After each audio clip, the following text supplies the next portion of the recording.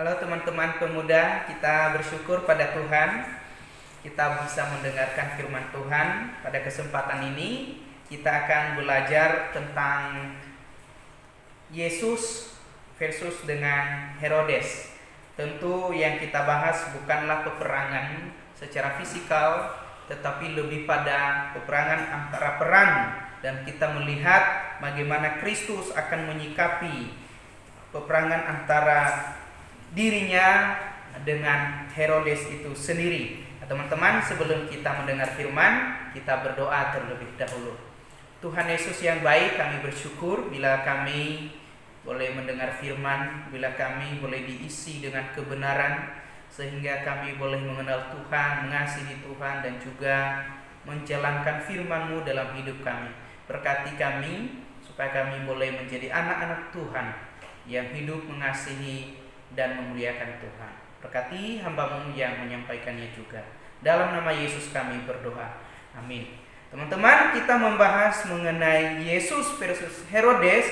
Jadi kita melihat bagaimana Tuhan Yesus akan menghadapi peperangan terhadap Herodes itu sendiri. Yesus adalah Mesias yang dijanjikan Tuhan sebagai Raja yang diurapi untuk membebaskan umatnya dari dosa mereka. Demikianlah penegasan Matius di dalam pasal 2 ayat 21. Dan Tuhan berfirman kepada Maria lewat malaikat yang datang kepadanya. Ia berkata, ia akan melahirkan seorang anak, dan ia akan menjadi besar dan akan disebut Anak Allah yang Maha Tinggi. Dan Tuhan akan mengaruniakan kepadanya tahta Daud bapa leluhurnya, dan ia akan menjadi raja atas kaum keturunan Yakub sampai selama-lamanya, dan kerajaannya tidak akan berkesudahan. Yesus adalah Raja yang kekal dan Raja damai. Kuasa dan pemerintahannya kekal selama-lamanya. Demikian penekanan firman Tuhan. Tentu saja kuasa, pemerintahan, dan kekuasaan Tuhan Yesus tidak dibatasi oleh ruang waktu. Karena demikianlah firman Tuhan, Dia akan memerintah selama-lamanya, dan pemerintahannya adalah seluruh bumi. Dia adalah Tuhan yang menguasai dan yang mengontrol segala sesuatu yang ada di muka bumi ini, bahkan segala sesuatu yang ada di alam semesta ini. Dan Ia juga adalah Allah, Ia adalah Raja yang membawa damai yang bagi manusia. Dia adalah Raja yang membawa sukacita terbesar bagi dunia. Itulah tema Natal kita pada tahun ini. Yesus adalah Raja yang membawa anugerah bagi dunia, dan setiap yang menerima dan yang percaya kepadanya akan menerima kehidupan dan kerajaan surga kekal untuk selama-lamanya.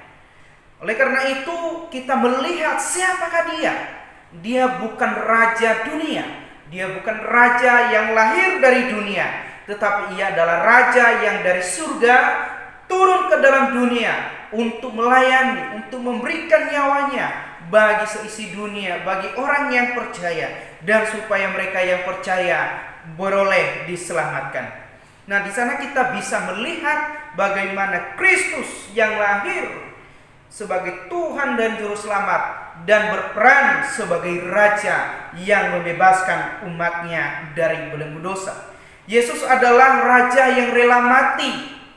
Tuhan Yesus pernah berkata, aku datang bukan untuk dilayani, melainkan untuk melayani, bahkan memberikan nyawaku untuk menjadi tebusan bagi banyak orang. Ini tidak ada di dalam diri raja manapun. Ini tidak ada karakter raja manapun di dalam dunia ini yang rela mati, rela melayani, bahkan menghabiskan nyawanya untuk bangsanya. Justru sebaliknya, raja-raja dunia mereka ingin diperlakukan, dihormati, dan bahkan juga mereka memerintah dengan tangan besi. Tetapi Yesus adalah Raja yang lemah lembut. Ia lahir dalam keadaan kesederhanaan. Ia lahir, Dia sama seperti manusia, tetapi Ia tidak berdosa. Itulah sebabnya Yesus sangat mengerti segala persoalan-persoalan yang dihadapi oleh manusia. Dia mengerti segala kesulitan, segala masalah, tantangan hidup yang dihadapi oleh manusia, karena Dia sendiri pun adalah manusia, tetapi juga adalah Allah. Jadi teman-teman, kita bisa melihat bahwa Kristus adalah Raja yang datang memberikan nyawanya menjadi tebusan bagi banyak orang. Dan inilah yang menjadi berita kesukaan besar pada malam perayaan Natal. Itulah yang dikabarkan oleh malaikat kepada para gembala-gembala, bahwa hari ini telah lahir bagimu Juru Selamat di kota Daud.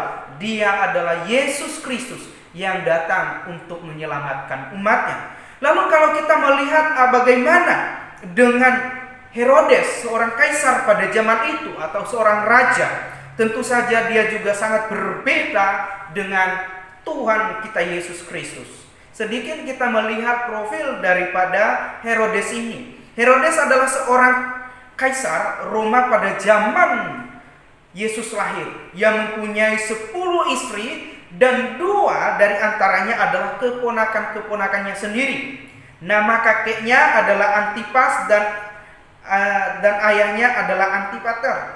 Antipater dan istri dari ayahnya itu bernama Sipros, bukan keturunan Yahudi ya, bukan keturunan, mereka adalah keturunan Edom dari keturunan Esau.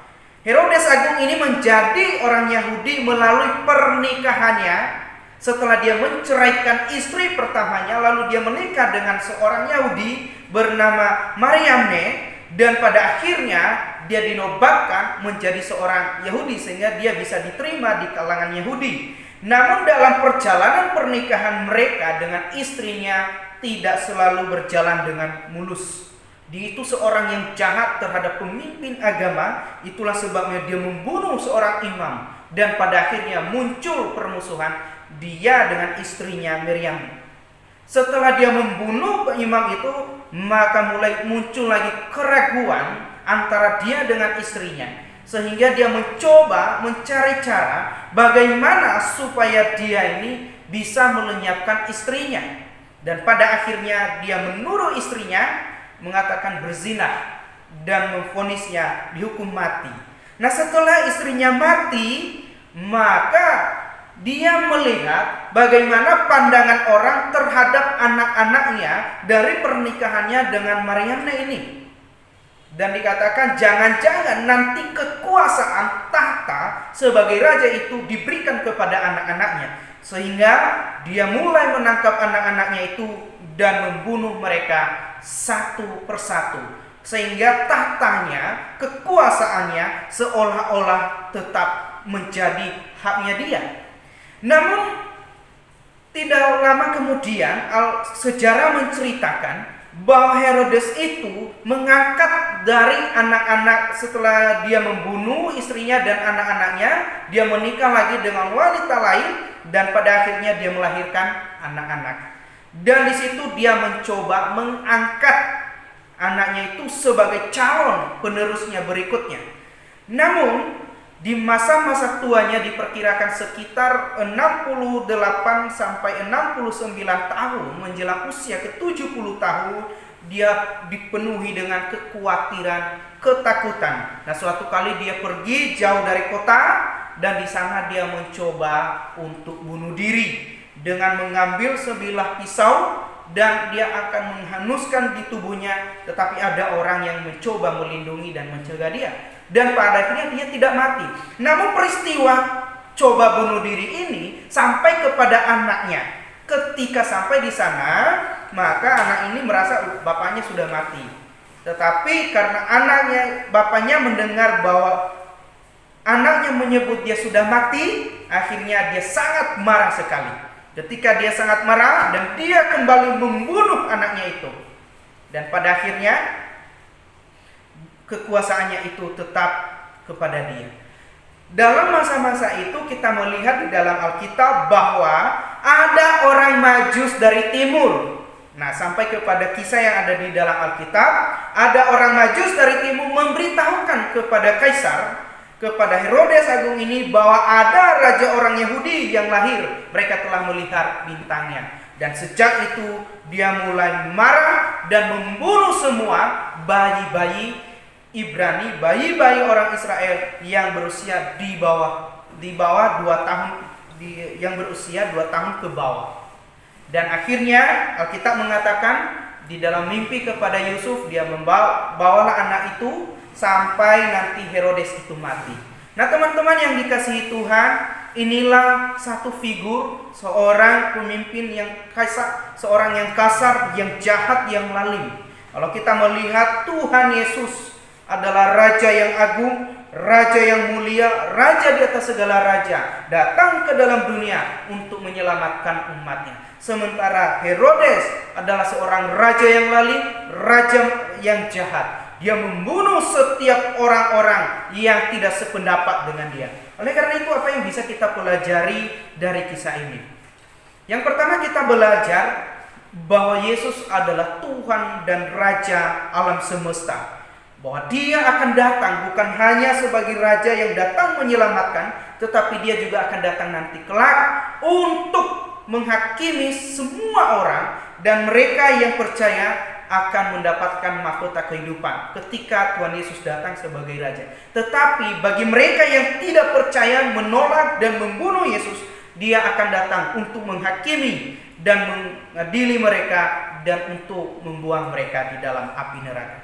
Oleh karena itu, kita mencoba belajar beberapa hal dari kisah ini. Yang pertama, kita bersyukur kepada Tuhan bahwa Allah telah mengutus anaknya Yesus Kristus sebagai raja di atas segala raja, turun ke dalam dunia untuk menyelamatkan umat yang percaya kepadanya. Itulah yang kita rayakan di dalam perayaan Natal.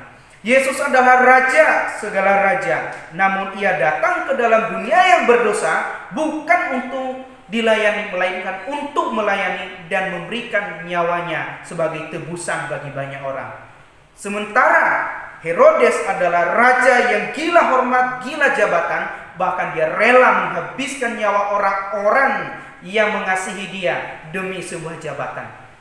Dan yang ketiga, kita bisa belajar bahwa Yesus adalah raja yang melayani, raja yang rendah hati. Seharusnya kita juga belajar, walaupun dia dalam kemuliaannya, tetapi dia dengan segala kerendahan hati mengasihi kita. Seharusnya kita orang-orang Kristen, orang-orang yang di dalam Tuhan, lebih belajar daripada Tuhan kita Yesus Kristus yang datang untuk mengasihi, melayani kita orang berdosa. Siapa kita? Hanyalah orang-orang yang hidup oleh karena belas kasihan Tuhan. Oleh karena itu, biarlah iman kita terus berpegang kepada Kristus, Raja Agung, Raja yang mulia, Raja yang akan datang, supaya hidup kita, iman kita tetap bersandar kepada Tuhan.